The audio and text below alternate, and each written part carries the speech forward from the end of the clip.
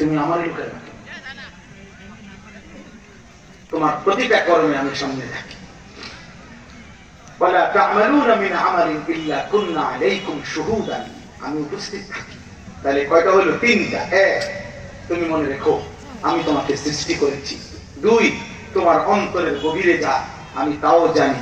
তিন, আমি তোমার অস্তিত্বের সবচেয়ে নিকটে। কে? চার, ইয ইয়াতালাক্কাল মুতালাক্কিয়ানি আনিল ইয়ামিন ওয়া আনিশ শিমালি কাঈদ। আল্লাহ তাআলা বলেন তোমার ডানে এবং বামে আমার দুইজন ফেরেশতা 24 ঘন্টা আছে। মনে রেখো। আছে? কথা বলে না? কয়টা হলো? চারটা। আরেকটা, মা ইয়ালফিযু মিন কাওলিন ইল্লা লাদাইহি রাকীবুন আতীদ।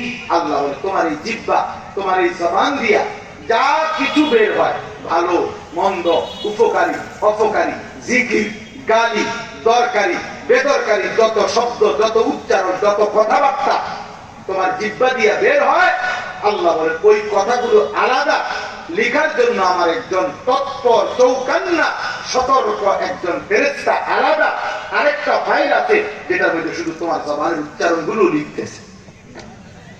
কয়টা হলো? পাঁচটা। এক, আমি তোমাকে সৃষ্টি করেছি, মনে রেখো। দুই, অন্তরের গভীরে তোমার গুনার যাবতীয় চাহিদা আমি জানি। তিন, তোমার অস্তিত্বের সবচেয়ে কাছে আমি আছি। চার, আমার দুইজন ফেরেশতা তোমার কানে বামে আছে। পাঁচ, তোমার জবানের প্রতিটা উচ্চারণ আমার একজন পৃথক ফেরেশতা লিখে রাখছে।